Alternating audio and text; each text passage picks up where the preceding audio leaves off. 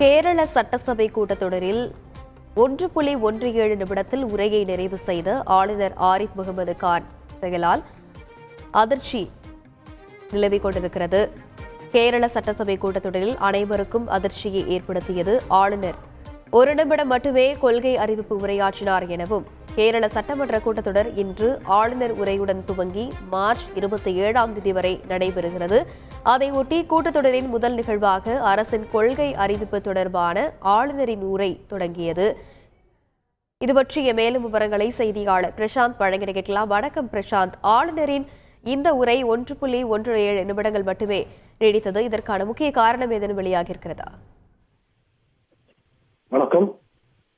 கேரளாவுடைய சட்டமன்ற கூட்டத்தொடர் இன்று முதல் மார்ச் 27ஆம் தேதி வரை நடைபெறும் என அறிவிக்கப்பட்டிருந்தது. அதனுடைய இந்த கூட்டத்தொடருடைய முதல் நிகழ்வாக அரசினுடைய கொள்கை அறிவிப்பு தொடர்பான அறிக்கையை வாசிக்கின்ற ஒரு நிகழ்வு ஆளுநர் உரையுடன் தொடங்கும் என அறிவிக்கப்பட்டிருந்தது. அந்த அடிப்படையில் இன்று காலை 9 மணிக்கு சட்டசபைக்கு வந்த ஆளுநர் ஆரிஃப் முகமது கானை ஏற்கனவே இருக்கக்கூடிய அந்த வழக்கப்படி கேரள முதல்வர் பினராயி விஜயனும் அதே போன்று சபாநாயகர் சம்சீரும் வாசலில் சென்று வரவேற்று அழைப்பித்திருந்தார்கள்.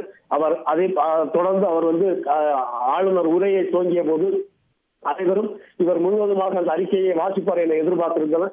ஏற்கனவே அரசால் தயாரிக்கப்பட்ட அரசின் கொள்கை அறிவிப்பு தொடர்பான அறிக்கை ஆளுநருக்கு சமர்ப்பிக்கப்பட்டு அதை அவர் ஏற்றுக்கொண்ட அடிப்படையில் இன்று அந்த அறிக்கை முழுவதையும் படிப்பார் என எதிர்பார்க்கப்பட்டது. ஆனால் அதே நேரத்தில் 63 பக்கங்களும் 136 பத்திகளும் கொண்ட அந்த அறிக்கையை அவர் முழுமையாக வாசிக்காமல் அவர் முதலில் அனைவருக்கும் வணக்கம் செலுத்திவிட்டு கடைசியாக நான் இறுதி பத்தியை படிக்கிறேன் என கூறி இங்கிருக்கின்ற கட்டிடங்கள் அதே போன்று நினைவு சின்னங்களுக்கு முக்கியத்துவம் அளிப்பது போல நாட்டினுடைய சமூக நீதி, ஜனநாயகம், கூட்டாட்சி உள்ளிட்டவர்க்கும் முக்கியத்துவம் அளிக்க வேண்டும். நாம் ஒற்றுமையோடு செயல்பட வேண்டும். எதிர்காலங்கள் வரக்கூடிய சவால்களை எதிர்கொண்டு ஒற்றுமையாக செயல்பட வேண்டும் என்கின்ற ஒரு சுருக்கமான உரையை, அதாவது 1 நிமிடமும் 17 நொடிகளும் மட்டுமே கொண்ட அந்த உரையை நிகழ்த்திவிட்டு அவர் அமர்ந்தார். இதை யாரும் எதிர்பார்க்கவில்லை. அதாவது ஆளுங்கட்சிக்கும் இவருக்கும் இடையிலான ஒரு மோதல் என்பது தொடர்ந்து பல மாதங்களாக நடைபெற்று வருகிறது.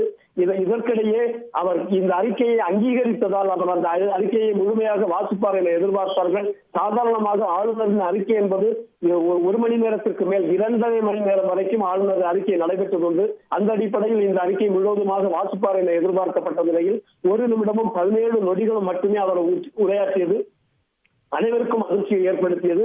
ஆளுங்கட்சி மட்டுமல்ல, எதிர்கட்சிக்கும் ஒரு அதிர்ச்சியாக காணப்பட்டது. இந்த அறிக்கையில் மத்திய அரசுடைய பல்வேறு செயல்பாடுகள், கொள்கைகள் சம்பந்தமான விமர்சனம் அதில் காணப்பட்டது. இதற்கு மேலாக வழக்கமாக ஆளுநர் அறிக்கையில் எனது அரசு என பேசுவது உண்டு.